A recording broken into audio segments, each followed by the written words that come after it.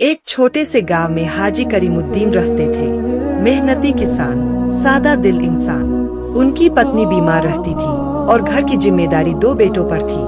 बड़ा बेटा आरिफ, छोटा बेटा सलीम। आरिफ पढ़ा लिखा था मगर दिल से दूर। माँ बाप की बातें उसे बोझ लगती थी। अब्बू पुराने जमाने की सोच रखते हैं।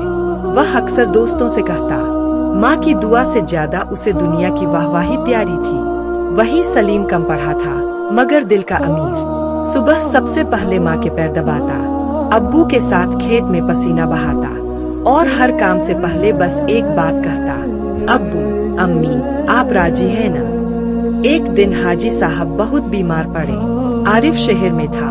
फोन आया लेकिन उसने कहा, अभी बिजनेस जरूरी है, बाद में आऊंगा। उसी रात हाजी करीमुद्दीन का इंतकाल हो गया। माँ की चीखें आसमान चीर रही थीं और सलीम अब्बू की चारपाई से लिपटा रो रहा था। जनाजे के बाद आरिफ आया मगर न आंसू थे न शर्म, सिर्फ विरासत की बातें। समय गुजरा।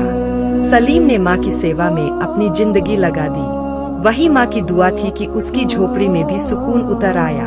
और आरिफ, दौलत मिली मगर चैन नहीं। बीमारी, तन्हाई और पछतावे ने उसे घेर लिया। एक दिन वह माँ के पास आया, आंखों में आंसू, आवाज कांपती हुई, अम्मी मुझे माफ कर दीजिए। माँ ने कांपते हाथ सिर पर रखा और कहा, बेटा अल्लाह माँ बाप की दुआ से देता है और नाफरमानी से सब छीन लेता है।